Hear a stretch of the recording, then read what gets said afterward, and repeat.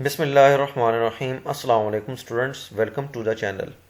आज मैं chapter number 14 electromagnetism की एक्सरसाइज के शॉर्ट क्वेश्चंस और उनके ऐसे आंसर पेश कर रहा हूं जिन्हें ना सिर्फ समझना और लर्न करना बड़ा आसान है, बल्कि आप उनकी मदद से एग्जाम में फुल मार्क्स हासिल कर सकते हैं।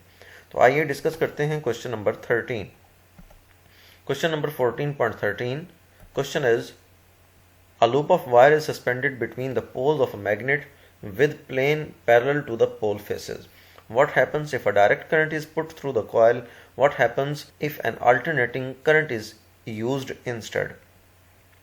क्वेश्चन है कि एक वायर लूप को एक मैग्नेट के पोल्स के दरमियान सस्पेंड किया गया है और इस लूप का प्लेन वो पोल फेसेस के पैरेलल है।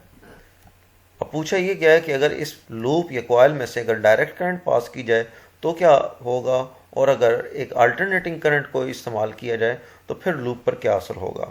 स्टूडेंट्स, हम जानते हैं कि जब भी एक करंट लूप या कॉइल को मैग्नेटिक फील्ड में रखा जाए तो उसके ऊपर एक टॉर्क एक्ट करता है, और टॉर्क की वैल्यू मैक्सिमम उस वक्त होती है जब उसका प्लेन मैग्नेटिक फील्ड के पैरेलल हो, और वो टॉर्क की वैल्यू ज़ीरो होती है अगर तो लूप या कॉइल का प्लेन मैग्नेटिक फील्ड के परपेंडिकुलर हो। इस केस में वायर लूप मैग्नेट के पोल्स के दरमियान इस तरह से लटकाया गया है कि उसका प्लेन पोल फेसेस के पैरेलल, जैसे कि आप फिगर में देख सकते हैं। मैग्नेटिक फील्ड में वायर लूप को सस्पेंड किया गया है। मैग्नेटिक फील्ड की डायरेक्शन लेफ्ट टू राइट है।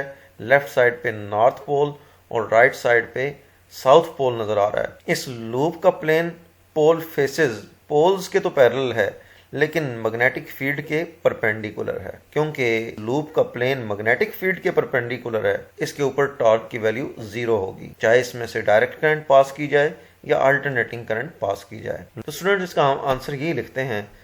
Answer, in both cases AC and DC loop will not rotate because plane of the loop is perpendicular to the magnetic field as shown in the figure.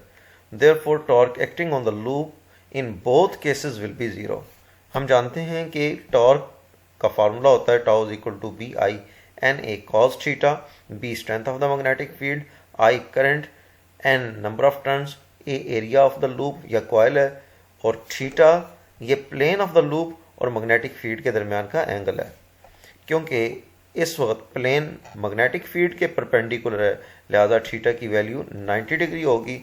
अगर हम 90 degree value put करते हैं theta की जगह तो cos 90 की value अब zero होती है, लिहाजा टॉर्क की वैल्यू भी ज़ीरो होगी। तो स्टूडेंट्स, हमें ये पता चला कि लूप ऑफ वायर को अगर मैग्नेट्स के दरमियान इस तरह से रखा जाए कि लूप का प्लेन पोल फेसेस के तो पैरेलल हो, पोल फेसेस के तो ये पैरेलल है लेकिन मैग्नेटिक फील्ड के ये परपेंडिकुलर है, तो फिर उस वक्त उस पर कोई टॉर्क एक्ट नहीं करेगा, ख्वाह उसमें से डायरेक्ट करंट पास की जाए या अल्टरनेटिंग करंट पास की जाए। स्टूडेंट्स, उम्मीद है कि इस क्वेश्चन का आंसर आपको समझ आ गया होगा।